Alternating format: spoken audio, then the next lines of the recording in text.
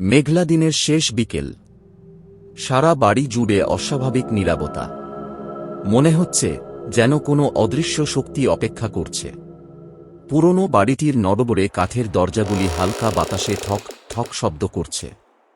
বাড়ির দোতলার এক ঘরের কোণায় সিলভিয়া একা বসেছিল। সে শুধু তাকিয়েছিল জানালার বাইরে, যেখানে গাঢ় কুয়াশা ধীরে ধীরে চারপাশকে ঢেকে দিচ্ছিল। সিলভিয়া এখানে এসেছে কয়েকদিন হল। এই বাড়িটি ছিল তার দাদুর। বহুদিন পর সে এই বাড়িতে এসেছে কারণ তার দাদুর মৃত্যুর পর বাড়িটি খালি পড়েছিল। সিলভিয়া শুনেছে তার দাদু মারা যাওয়ার পর থেকে বাড়িটিতে অদ্ভুত কিছু ঘটনা ঘটছে। তবে সে এসব কিছুকে মিথ্যা বলে মনে করত যতক্ষণ না পর্যন্ত সে নিজে এখানে আসেনি। প্রথম রাতেই সে অনুভব করেছিল বাড়িটিতে কিছু অস্বাভাবিকতা রয়েছে। ঘরের প্রতিটি কোণায় যেন অদৃশ্য চোখের চাহনি রয়েছে। মাঝরাতে তার ঘুম ভেঙে যায়। সে শুনতে পায় কেউ যেন খুব হালকা পায়ে চলাচল করছে। সে লাইট জ্বালিয়ে দেখে কেউ নেই। পরের দিন সকালে সিলভিয়া বাড়িটির বিভিন্ন কোণ ও ঘরগুলো ঘুরে দেখতে শুরু করে। পুরনো বাড়িটির প্রতিটি কোণে জমে থাকা ধুলো ও মাকড়সার জাল যেন বাড়িটির বয়সের সাক্ষ্য বহন করে। সে দাদুর একটি পুরনো লাইব্রেরি দেখতে পায়। সে লাইব্রেরিটাই ঢোকে। বইয়ের তাকগুলোতে অগোছালোভাবে বই সাজানো। একটি পুরনো ডায়েরি তার দৃষ্টি আকর্ষণ করে। ডায়েরিটির উপরে থাকা ধুলো ঝেড়ে সে ডায়েরিটি খুলে বসে।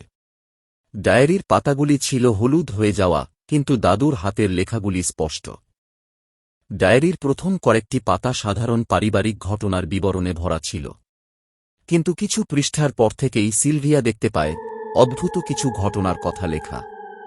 তার দাদু লিখেছেন, বাড়িটির রাতগুলো এখন আর আগের মতো নয়।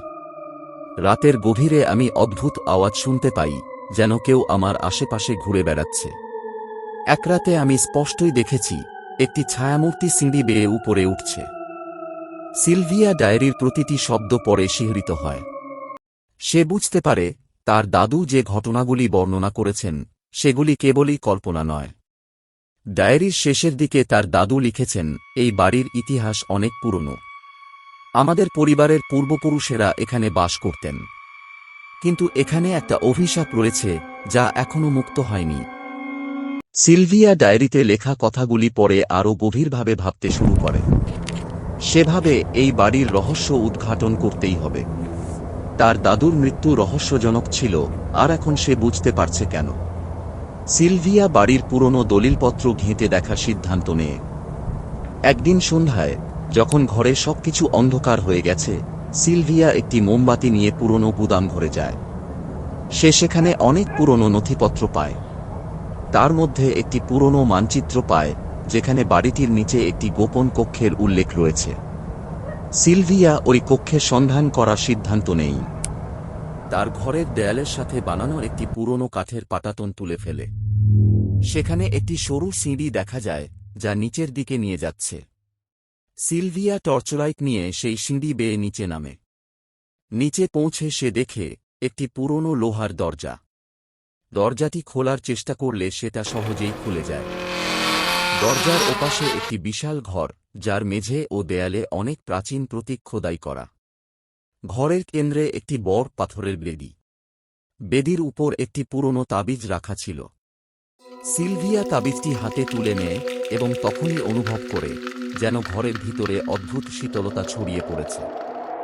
সিলভিয়া তাবিজটি নিয়ে উপরে ফিরে আসে।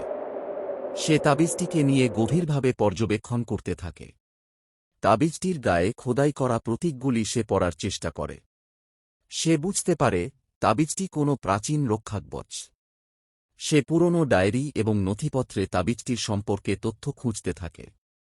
একটি পুরনো চিঠিতে সে দেখতে পায়, এই তাবিজটি আমাদের পূর্বপুরুষেরা একটি শক্তিশালী আত্মাকে বন্দী করার জন্য ব্যবহার করেছিলেন। তাবিজটি যদি ভুল হাতে পড়ে তবে সেই আত্মা মুক্তি পাবে এবং বাড়িটিতে বিপর্যয় নেমে আসবে। সিলভিয়া বুঝতে পারে তাবিজটির সাহায্যে তাকে এই আত্মাকে মুক্ত করতে হবে। তবে কিভাবে তা সে এখনো জানে না। সে আরও কিছু নথিপত্র খুঁজে বের করে, যেখানে লেখা ছিল তাবিজটি ব্যবহার করার জন্য বিশেষ মন্ত্র পাঠ করতে হবে। মন্ত্রগুলি পূর্ণিমার রাতে পাঠ করতে হবে। পূর্ণিমার রাতের অপেক্ষায় সিলভিয়া ঘরের মেঝেতে একটি বৃত্ত এঁকে বস্তুগুলি সেখানে স্থাপন করে। সে পুঁথিতে লেখা উল্লেখিত মন্ত্রটি উচ্চারণ করতে থাকে। হঠাৎ করেই ঘরের ভেতরে শীতল বাতাস প্রবাহিত হতে শুরু করে এবং চারপাশে অদ্ভুত শব্দ শোনা যায়। তার চারপাশে ছায়ামূর্তিগুলি আরও স্পষ্ট হয়ে ওঠে। সিলভিয়া ভয়ে কাঁপতে থাকে, কিন্তু সে তার মন্ত্রপাঠ বন্ধ করে না। কিছুক্ষণ পর হঠাৎ করেই একটি বিকট আওয়াজ হয় এবং ঘরের ভিতরে একটি অদ্ভুত আলো দেখা যায়। সিলভিয়া অনুভব করে যেন ঘরের ভিতরে কোনো শক্তিশালী শক্তি মুক্তি পেয়েছে। সেই মুহূর্তে ঘরের মধ্যে থেকে একটি ছায়ামূর্তি বেরিয়ে আসে। সিলভিয়া দেখে সেই ছায়ামূর্তি ধীরে ধীরে তার দিকে এগিয়ে আসছে। তার হাত পা ঠান্ডা হয়ে যায়, কিন্তু সে নিজেকে স্থির রাখে। ছায়ামূর্তিটি তার সামনে এসে থেমে যায় এবং সিলভিয়া শুনতে পায় মূর্তিটি বলছে, তুমি কি জানো তুমি কি করেছ? সিলভিয়া ভয়ে জিজ্ঞেস করে, কে তুমি? তুমি কি চাও? মূর্তিটি উত্তর দেয়, আমি এই বাড়ির প্রাচীন অভিশাপের রক্ষক।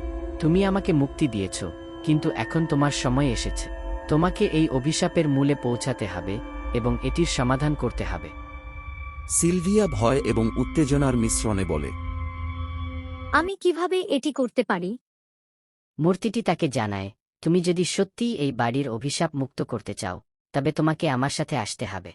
মূর্তিটি সিলভিয়ার হাত ধরে এবং তাকে ঘরের একটি গোপন দরজার দিকে নিয়ে যায়। সিলভিয়া দরজাটি খুলে দেখে সেখানে একটি দীর্ঘ সুড়ঙ্গ। সুড়ঙ্গের ভেতরে ঢুকে তারা ধীরে ধীরে এগিয়ে যেতে থাকে। সুড়ঙ্গটি ছিল সরু এবং আঁকাবাঁকা, মনে হচ্ছিল যেন এটি কোনো অজানা জগতে নিয়ে যাচ্ছে। সিলভিয়া দেখতে পায় সুড়ঙ্গের দেয়ালে কিছু প্রাচীন লিপি খোদাই করা। মূর্তিটি তাকে বলে, এই লিপিগুলি আমাদের পূর্বপুরুষদের লেখা, যেখানে এই অভিশাপের উৎস এবং সমাধানের কথা বলা হয়েছে। সিলভিয়া লিপিগুলি পড়তে থাকে এবং জানতে পারে এই অভিশাপের মূলে একটি প্রাচীন পাপ রয়েছে। বহু বছর আগে এই বাড়ির মাটি অভিশপ্ত হয়েছিল এক অজানা ঘটনার কারণে। এই ঘটনার ফলে একটি শক্তিশালী আত্মা এখানে বন্দী হয়ে যায় এবং সেই থেকে এই বাড়িতে বিভিন্ন অশুভ ঘটনা ঘটতে থাকে। সুড়ঙ্গের শেষ প্রান্তে পৌঁছে সিলভিয়া দেখতে পায় একটি বড় পাথরের দরজা। দরজার উপরে খোদাই করা আছে কিছু মন্ত্র।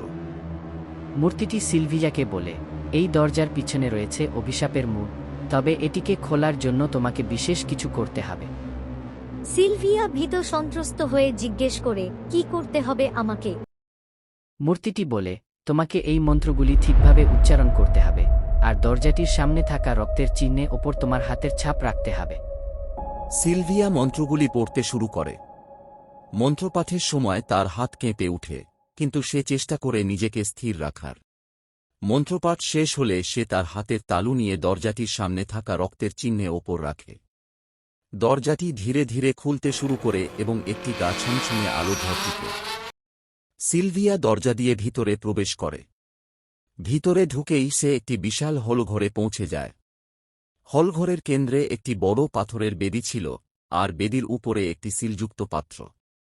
পাত্রটির চারপাশে জ্বলন্ত মোমবাতি এবং বিভিন্ন প্রতীক ছিল। সিলভিয়া পাত্রটির কাছে গিয়ে দেখতে পায় পাত্রটির সিলের উপর একটি খোদাই করা চিহ্ন। চিহ্নটি সিলভিয়ার হাতে থাকা তাবিজের সঙ্গে মিলে যায়। সে বুঝতে পারে এই তাবিজটির সাহায্যে সিলটি খুলতে হবে। তাবিজটি পাত্রটির উপর রাখতেই একটি বিকট আওয়াজ হয় এবং পাত্রটির সিল খুলে যায়। পাত্রের ভিতর থেকে একটি অদ্ভুত ধোঁয়া বের হতে থাকে। ধোঁয়াটি একটি ধোঁয়া মূর্তি আকার ধারণ করে। সিলভিয়া সাহস করে বলে, আমি এই অভিশাপ মুক্ত করতে চাই। কিভাবে মুক্তি পাবো আমি? ধোঁয়ামূর্তিটি হেসে বলে, এই অভিশাপ মুক্ত করার জন্য তোমাকে একটি গুরুত্বপূর্ণ সিদ্ধান্ত নিতে হবে। তুমি যদি সত্যিই এই বাড়িকে মুক্ত করতে চাও, তবে তোমাকে তোমার জীবনের মূল্য দিতে হবে। সিলভিয়া ভয় পেয়ে যায়। সে জিজ্ঞাসা করে, আমার জীবনের মূল্য দিতে হবে মানে কি? মূর্তিটি বলে, তোমার আত্মাকে এই পাত্রে বন্দী করতে হবে, তাহলে আমি চিরতরে মুক্তি পাব। সিলভিয়া দ্বিধাগ্রস্ত হয়ে পড়ে। সে জানে এই সিদ্ধান্ত তার জীবনের সবচেয়ে বড় সিদ্ধান্ত হতে চলেছে। সে গভীরভাবে চিন্তা করে এবং সিদ্ধান্ত নেয়, আমি প্রস্তুত। আমি এই বাড়ির অভিশাপ মুক্ত করতে চাই। মূর্তিটি বলে, তাহলে তুমি এই পাত্রে তোমার রক্তের কয়েক ফোঁটা দাও। সিলভিয়া পাত্রটির উপরে তার আঙ্গুল কেটে রক্তের কয়েক ফোঁটা দেয়।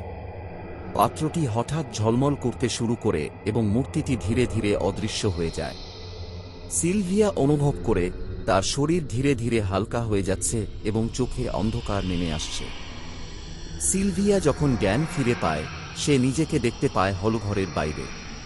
পাত্রটি অদৃশ্য হয়ে গেছে এবং বাড়িটির অভিশাপ চিরতরে মুক্ত হয়েছে। সে অনুভব করে তার দেহে কোনো ভার নেই, যেন সে একটি অশরীরী রূপ ধারণ করেছে। তার সামনে একটি আলোর পথ উন্মুক্ত হয়। সে সেই পথে এগিয়ে যেতে থাকে। পথে তার দাদুর ছায়ামূর্তি দেখতে পায়। তার দাদু মুচকি হেসে বলে, তুমি এই কাজে সফল হয়েছ সিলভিজা, এখন তুমি শান্তিতে বিশ্রাম করতে পারো। সিলভিয়া তার দাদুর হাত ধরে আলোর পথে অদৃশ্য হয়ে যায়। বাড়িটি এখন শান্ত এবং অভিশাপ মুক্ত।